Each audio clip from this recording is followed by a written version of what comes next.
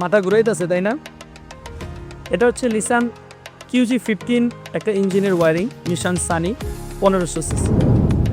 তো এই যে ওয়ারিংটা আমরা দেখতেছি, এই ওয়ারিংটার প্রবলেম ছিল গাড়িটা চলমান অবস্থায় হঠাৎ করে ইঞ্জিনের চেক লাইটটা জ্বলে উঠতো এবং অ্যাক্সিলারেশন কাজ করতো না প্রপারলি।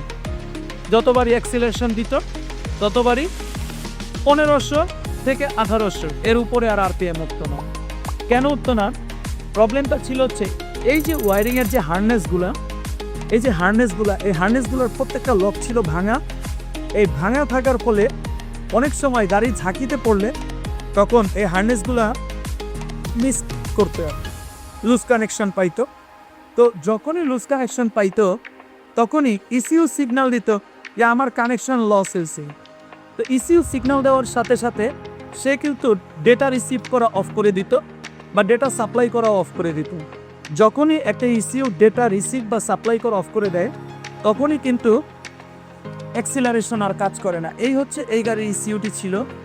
এই গাড়ির ECUটির নাম্বার হচ্ছে ZW। অনেক ECUতে থাকে 9W, 9X, তারপর A7, বিভিন্ন ধরনের পার্ট নাম্বারের থাকে। তো আমরা এই ওয়ারিংটা চেঞ্জ করতেছি। চেঞ্জ করার সময় আমরা ওয়ারিংয়ের যে সম্পূর্ণ যে হার্ডওয়্যার যে ডেটাটা, এই ডেটাটাকে একটা কপি করব।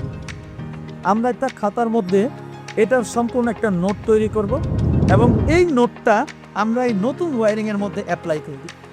এই ওয়ারিংটা কিন্তু বাইরে থেকে ইম্পোর্ট করা, এটা কিন্তু ইঞ্জিনের সাথে আসছে। এই ওয়ারিংটা দেখেন সম্পূর্ণ ফ্রেশ, এটার কোনো হার্নেক্সের কোনো লক ভাঙা নাই, একেবারে সম্পূর্ণ ফ্রেশ। যেহেতু এই প্রোডাক্টগুলা একেবারে ব্র্যান্ড নিউ বাংলাদেশে পাওয়া যায় না, যেহেতু পাওয়া যায় না সেই অনুযায়ী আমাদের রিকন্ডিশন ইঞ্জিনের সাথে ওয়ারিং ইনস্টল করা ছাড়া আর কোনো রাস্তাও নাই বা আর কোনো সুযোগ নেই। তো যেহেতু আমরা এই রিকন্ডিশন ওয়ারিংটা আমরা সেট আপ করবো, বাইরে থেকে গাড়িগুলো যেভাবে আসে এই গাড়িগুলো মাঝখান থেকে কেটে স্ক্র্যাপ হিসেবে বাংলাদেশে পাঠায়। তো যখনই নাকি ওই গাড়িটা কাটছিল তখন এই ওয়ারিংয়ের এই মাথাটা ওই কাটা অংশের মধ্যে পড়ছিল, যার ফলে ফ্রেশ ওয়ারিং বাংলাদেশে আসা কোনোভাবেই সম্ভব না।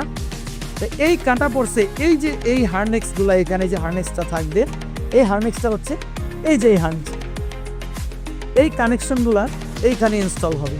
জাস্ট এতটুকু, এটি ইনস্টল করলেই গাড়ি কমপ্লিট।